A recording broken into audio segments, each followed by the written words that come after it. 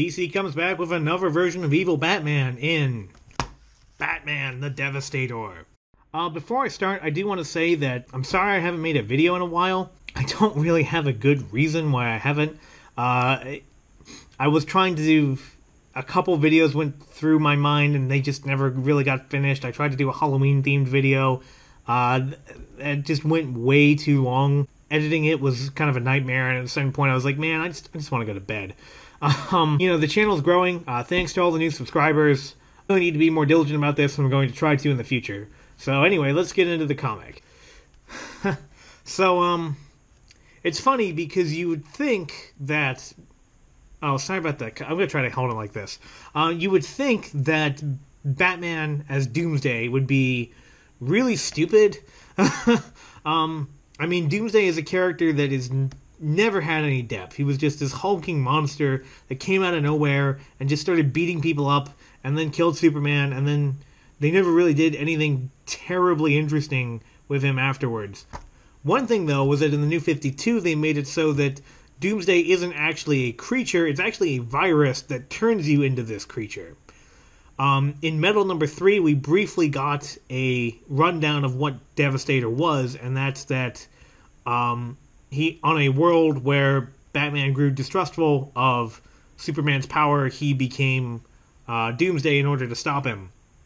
The Batman Who Laughs tells that to Superman in order to taunt him. This is maybe the silliest concept of all of them. It's not the weirdest, but it is kind of the silliest. But they end up making it work. So we turn the page, and we see Superman is just bursting with power here. And first we have to credit the artist, Tony S. Daniel, who's maybe one of the best Batman artists in recent times. It seems like this is the only dark multiverse world wherein the Nightmare universe is created not by something that Batman does, but by something another character does, which in this case is Superman. So we have Frank Thierry plot, I don't know who that is. James Tynion, though, who is the writer on Detective Comics right now. This one, more than any of the other tie-ins so far, has been more specifically about the plot of Metal than any of the other ones. So we open with this splash page of Superman, and then we open with a second splash page of Lobo versus Batman. And we find out that it's Earth Zero, so it's the regular DC universe. So this is happening right now, so to speak. So we find out from the word caption boxes here, the Batman really hates Superman, and it's the hatred of somebody who really cared for someone, and then that person let them down. It's a very intense personal hatred that Batman has for Superman. So when he has to go raid Superman's Fortress of Solitude to get the Anti-Monitor's tuning fork, he's more than happy to do it. And he's more than happy to strike down the sycophantic, as he sees it, heroes that were standing in the way. So we see Firestorm, Simon Baz, Jessica Cruz, and pretty sure that's Bart Allen? Not sure. And then Lobo, of all people, was the last one standing. Lobo is almost as strong as Superman, so you'd figure that against somebody like Doomsday, he might have a shot. Instead, he gets thrown into the sun. Then we cut to the Daily Planet a day before all this happened, a day before the opening scene, and we find out that Lois is trying to keep her spirits up, but is having a hard time doing it because of just how dire the situation is. And then we see the Devastator as Bruce Wayne, and this is the only time that we've seen one of the Dark Knights look like regular Batman. All the other ones are like deformed or misshapen, or in the case of the Merciless, just really, really old. But here we see him looking like regular Bruce Wayne, but of course he's not regular Bruce Wayne. He has deliberately infected himself with the Doomsday virus, and it turns out that he's actually infecting all of Metropolis. So we find out why he's doing it, which is that basically on this Earth, Earth -1, Superman just went crazy, and they never really figured out how he went crazy. He just started killing people left and right.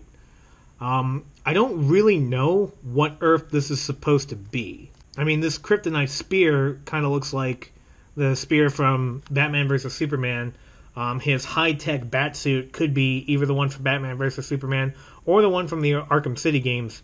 I'm not 100% sure.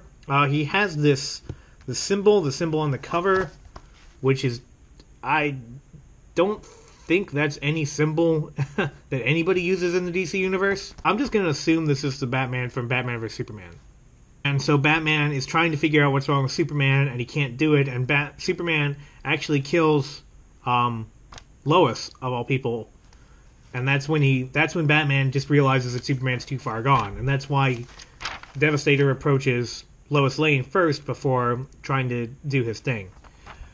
So, here's Superman. Once again, this costume, this is the current costume that Superman's wearing.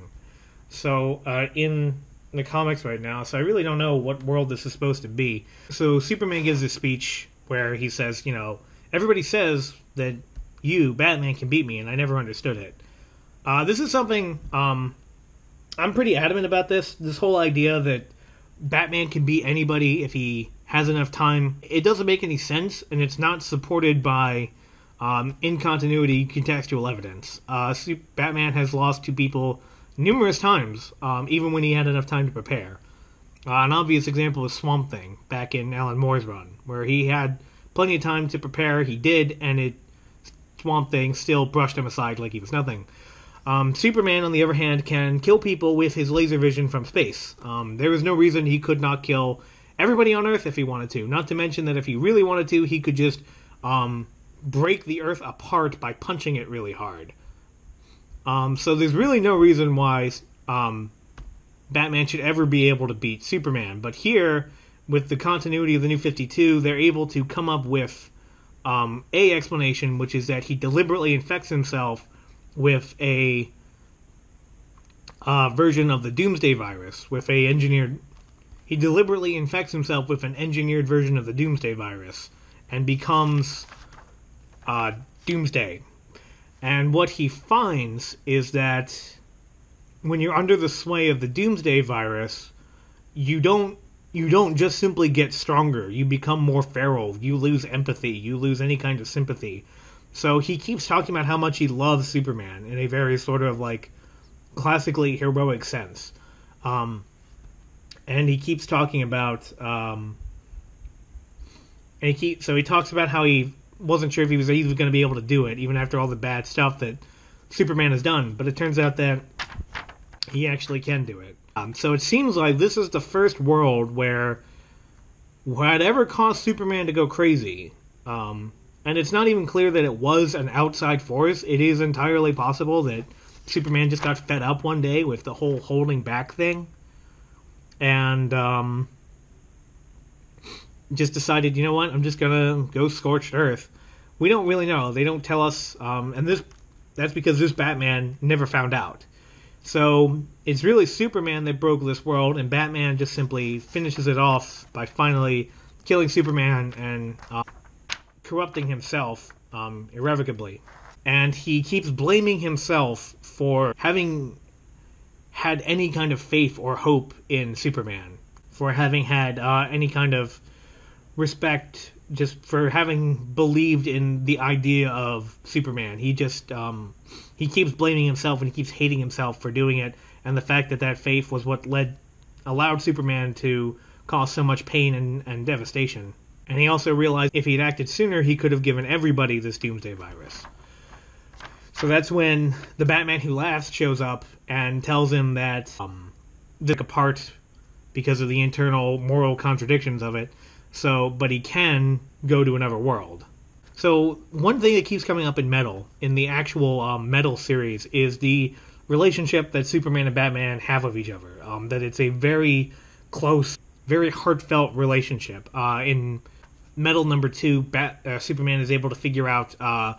Superman is the only one who's able to figure out what Batman's doing, what his plan is, because of how well he knows him. In Metal number 3, Batman tries to give him a code that he thinks will help him, and Superman almost figured it out. Unfortunately, he wasn't 100% right, which is what leads to the events of... which is what allows the event to continue, and also comes up again in this book.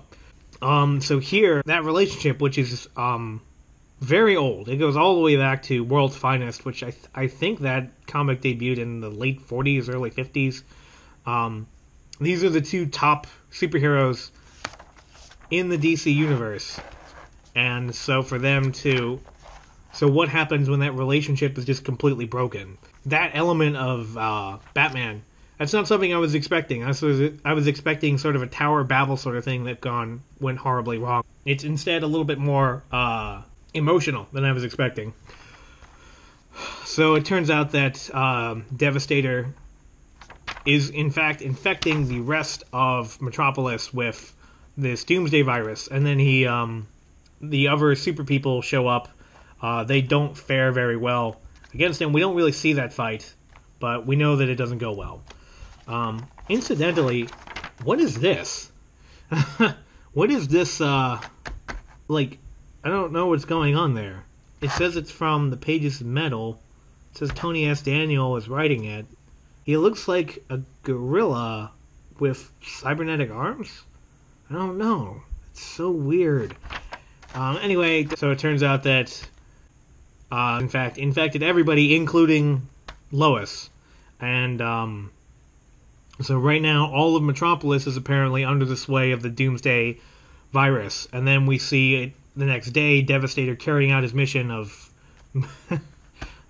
moving the cosmic tuning fork from the Fortress of Solitude to Gotham City by just picking it up and jumping. And this is where the tie-in to Metal number 3, where this Death Tower that they put Superman in at the end of Metal 3 is now reacting to the tuning fork that's on top of Challenger Mountain in Gotham City.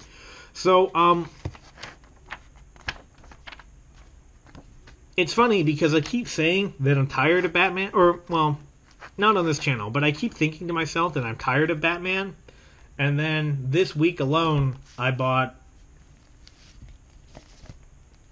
1, 2, 3, 5 titles that are in one way or another associated with Batman. He's a very deep character, obviously. He's a character that you could do anything with, and so far every tie-in has done a really good job of exploring the different elements of his personality, of his character. And this one, exploring his relationship with Superman and how much that influences him and how much that means to him. Showing how much it means to him by breaking it. Yeah, that's pretty deep. James Tynion, he's the one who did the dialogue. He's kind of a big SJW, but, you know, you don't see the politics here. You don't see any kind of, like, weird agenda here. It's just, what happens if the Batman-Superman bromance breaks up?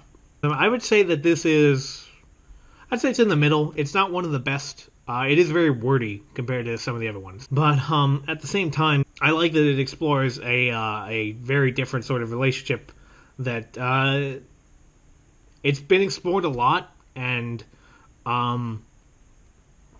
putting it through this very different lens puts a lot of other things about the two characters into perspective.